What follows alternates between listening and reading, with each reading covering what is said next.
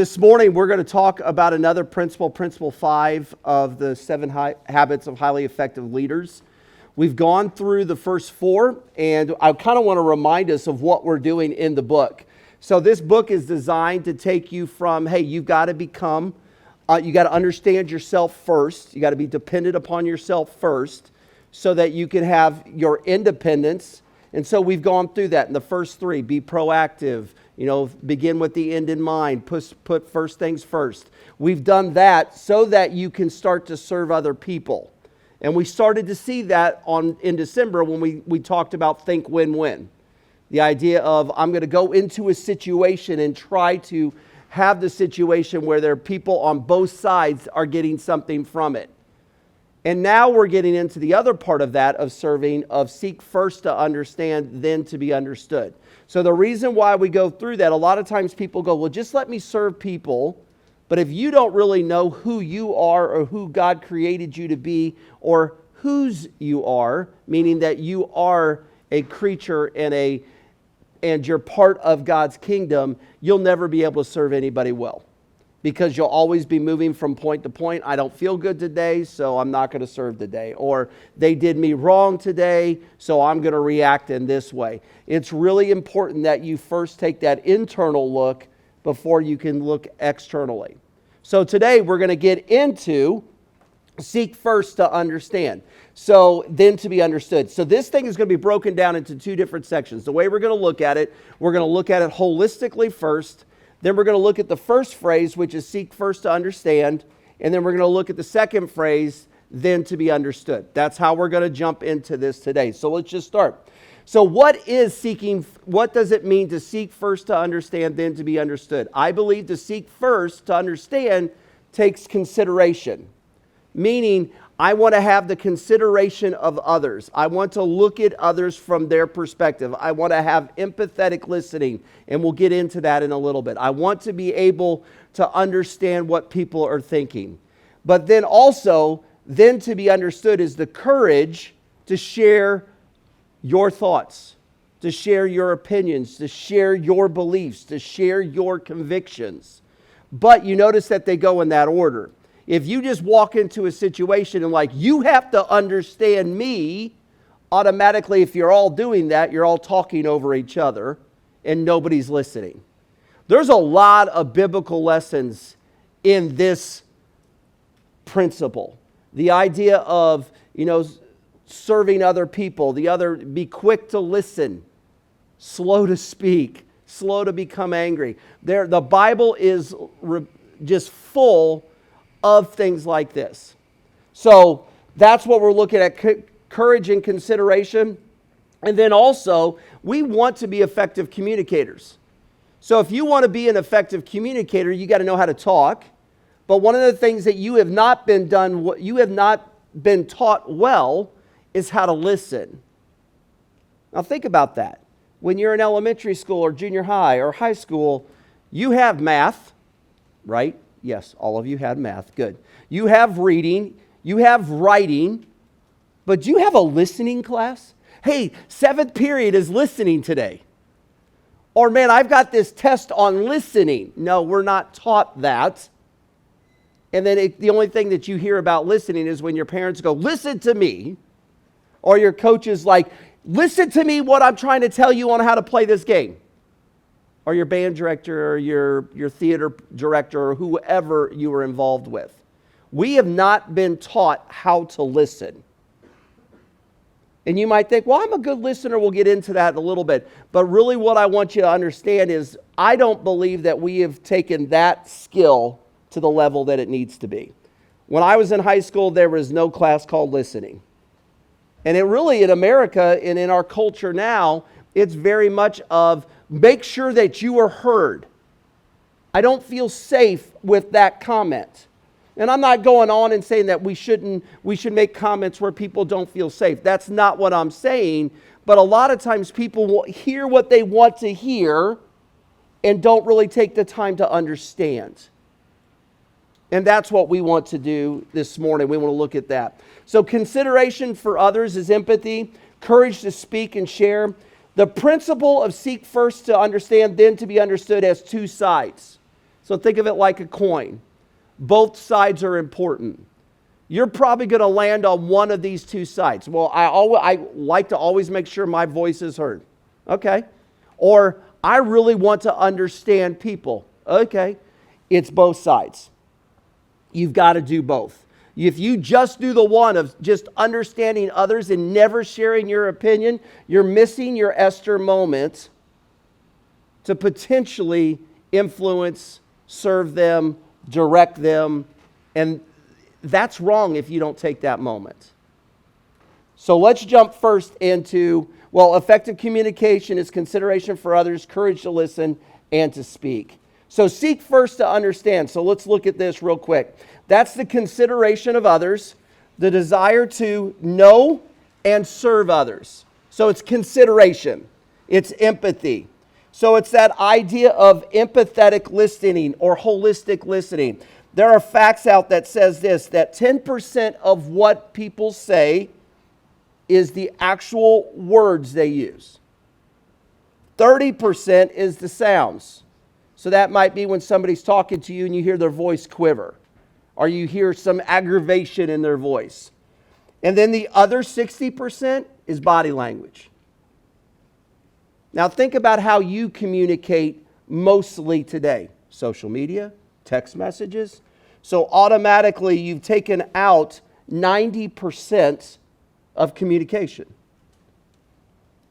But the idea of it is that when you're in a room with somebody and you're automatically thinking, and you're not thinking to understand or listening to understand, you're listening to like, hey, when you're done, I'm going to respond to this in this way. You're just listening to their words. You're not listening to the sounds that they're making, to the body language that they have. So a lot of times when you're sitting someplace, my biggest problem is I cross my arms when I'm listening. It looks like I'm mad. And I'm not mad.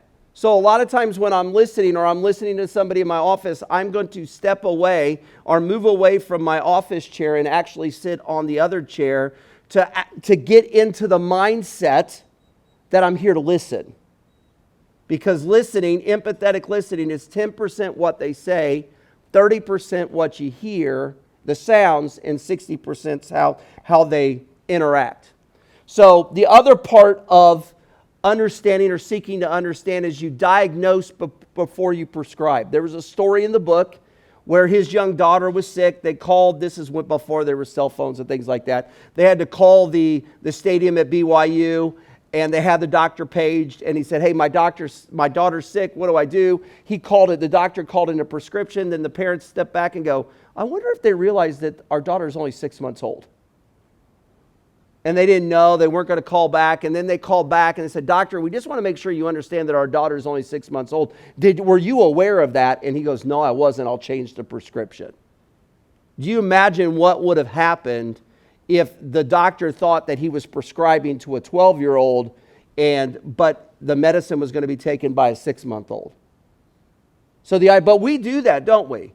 We prescribe. We think we know what people want before we really understand and we've diagnosed that thing. So you must seek first to understand the person and the situation before you can begin to provide solutions.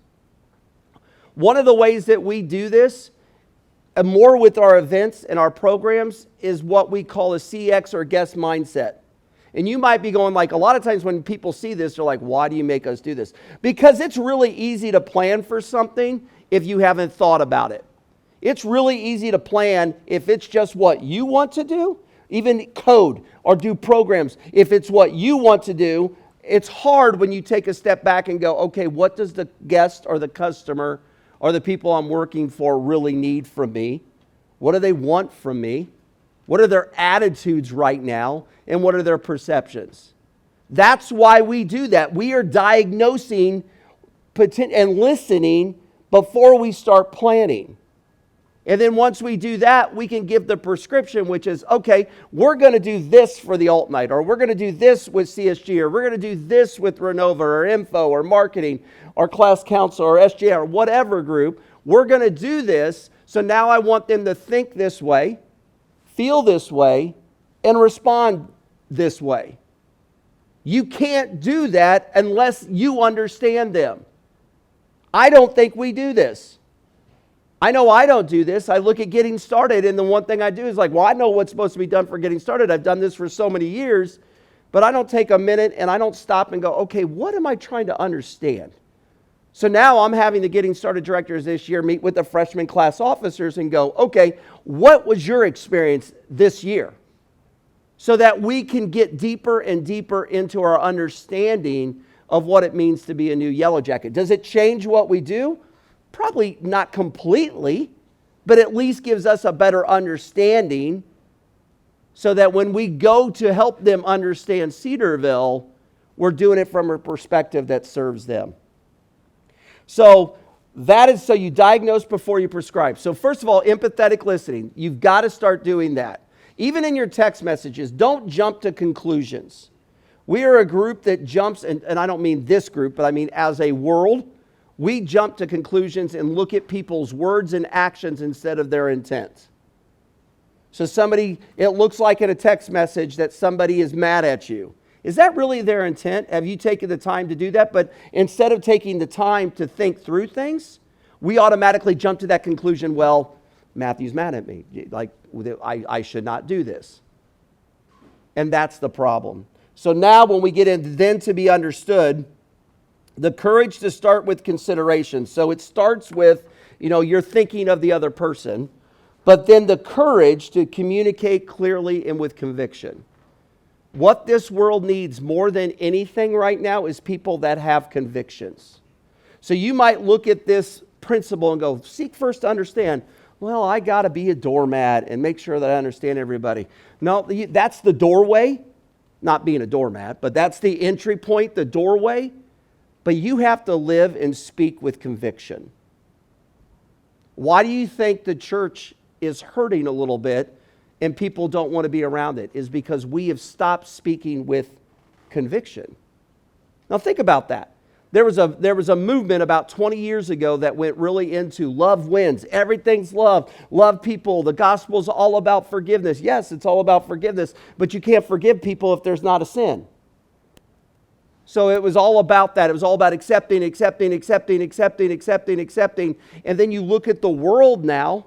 Look at the world now. The woke, some part of our society, they are conviction-led and they speak with courage. And they will tear a company apart if that company doesn't have conviction and speak with courage, right? Where's the church? Where are you? So some of you are going to go into the medical field, some into business, some into education, some into just different realms. Go in and seek to understand, but speak with courage and conviction. Now think about it. If you go in with the right way and you have empathetic listening as an engineer, as a nurse, you're going to win the opportunity to influence to speak with conviction. I use the story all the time about my friend Kristen, who's at Disney. And when Disney went through their layoff right after COVID, she was one of the ones that got temporarily laid off. And so she went through it. And what Kristen tells the story is like so many people that were above her, beneath her, beside her in the hierarchy of command or the chain of command at Disney, they were calling her and going, Kristen, how do you deal with things like this? It seems like your faith is really keeping you consistent. Okay, she didn't walk in every day with her Bible and go, today, guys, before we start this planning, we're going to read John 1. She didn't do that. She just lived out her faith with conviction and courage. I think of Jacob Allenson, who's at Universal, doing the exact same thing. And there's numbers of people that I can just automatically, Jake Johnson in D.C., Mariah in D.C. You have to seek first to understand, then you can be understood with this. And the foundation, so the courage to start with the consideration for others, the courage to communicate. The foundation for to being understood starts with this. Number one, it's being proactive. So think of these habits. Being proactive, beginning with the end in mind, putting first things first, and thinking win-win. That's the foundation. What I loved about the book is this process. It's the ethos. That's your personal credibility. That's your personal beliefs. Then it went to the pathos, which is your empathy towards others, your love towards others, and the logic. Then the logic. You notice? Your character, your relationship with others then your mind. We flip that around a lot. You're in higher education, so you always want to debate with your mind. What if it always started with, like, can people look at you and go, that person is the same every single day? When they're in a situation, they're the same. If they make a mistake, they apologize, your personal credibility. Then you get to pathos, and you look at the idea of empathy towards others. They understand you, the relationship. Then you can share your logic. That's why I believe my dad, who was not the best preacher by any imagination, but he was probably the best pastor that I've ever had. Because he really looked at, okay, is my personal credibility, my character, consistent? Do I have relationship with people? Now I'm going to share the word with them. So I'm going to be at the hospital. I'm going to be at people's games. I'm going to listen in people's houses. I'm going to help with things. That makes the difference. You might be the smartest person in your major, the smartest person that gets hired next year or in the next few years. It doesn't matter if you don't have personal credibility and they're like, well, I don't know what this person's going to be like today. Or if they don't have strong relationships. The logic is the last part. Because you really listen, I love this quote from the book, and we're going to end with this. Because you really listen, you become influenceable. If you truly, truly listen to people, they're going to influence you. And being influenceable is the key to influencing others. Now, I do have to put a caveat in here. This is why you watch who you allow to influence you. Now, think about that. It doesn't mean that you're like, I'm a Christian, so I'm only going to hang around with Christians. But you've got to make sure that the people you are really allowing to influence you are the right people that are going to point you to Christ, that are going to point you to deeper understanding. And sometimes the people that influence you might not be a believer, but you've got to always, that's why you go back to the first couple habits. You know what you believe. You are putting the first things first. You're confident in that, but listen to understand. So when you're at Renova today and people walk up, watch their body language. When you're on the phone with the info desk, listen.